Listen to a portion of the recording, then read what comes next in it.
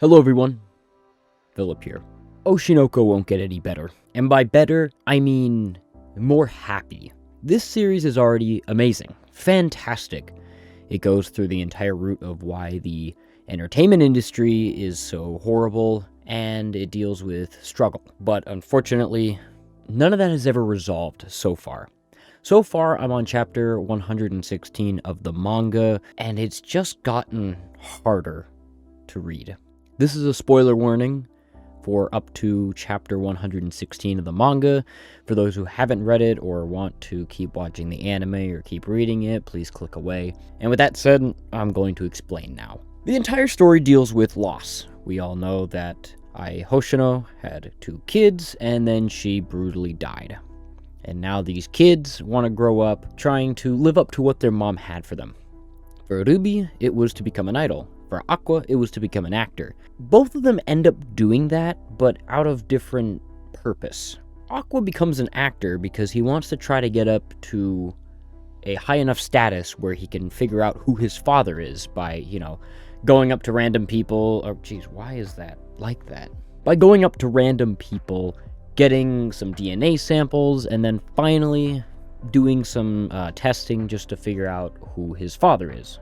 Basic enough. He wants revenge, and that's why he does acting. While Ruby wants to become an idol because her mom envisioned it for her.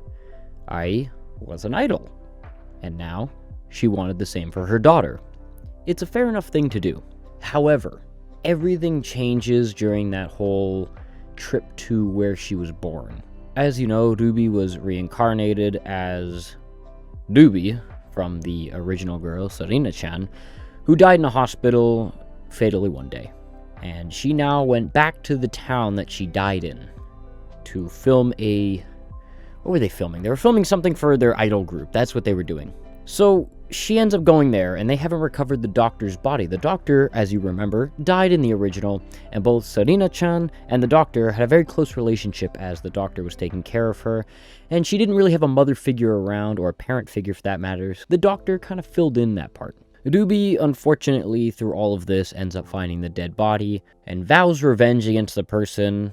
I don't know how she made that connection that the Stan from the original killed her mother and also the doctor. Like, it's very weird. She would have no knowledge of that. It's just maybe he was walking and died accidentally. She doesn't know, but she makes the assumption that it was that Stan. So now she also plans revenge against the person who gave that Stan the information, making Aqua and Ruby both have the exact same goal of killing their father. Now for Aqua, that made sense. His entire character was kind of like that to begin with. But what hurts is that Ruby is doing it.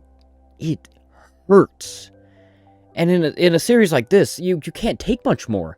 It hurts too much to be seeing all these characters start out as these wonderful people and then just trauma after trauma after trauma, because you know how this is going to end. And I'm going to make an assumption here about how this is going to end. This isn't spoilers or canon or anything. This is my own judgment. I think both of them are going to die. I think this story ends in a tragedy. A tragedy of a family that was taken apart by horrible situations, and then further, through their anger, through their frustration, and through their actions, end up going further down into this hole, where eventually there's nowhere else to go but to die. And seeing Ruby, especially her, because she started this entire journey off not having a chance at life, finally having a chance to have a mother get taken from her. But she now has a chance at life in general. She doesn't have to die in a hospital. And now she's older, so she can do things with her life. But now that life is taken away again, because it's been wrapped with rage. She's so angry about life. And she was so innocent to begin with. That's what you like to see about her, is she wanted to make her mother proud. Okay, how do you do that? Become an idol, like her mother always wanted. And she did that, or at least she tried to. But now she's so engrossed with rage, it's hard to watch her, because it's no longer a happy-go-lucky kid that's just trying to make their mom proud. It's now an angry, resentful, hateful adult that's trying to do everything in their power to manipulate people in order to get ahead. It's awful. It's so bad. have troubles talking about this. I don't even know what to think about it. What are you supposed to do with that? Because how does that go from there? Both of them are trying to kill people, and there are a couple characters that know that they're trying to kill their father. Some of them are okay with it so far, but I don't think that's going to last, because at the very last page of chapter 116, a character by the... I forget what the character... It was a girl that Aqua was dating. She does discover and then tries to stop him. Because where do you go from this?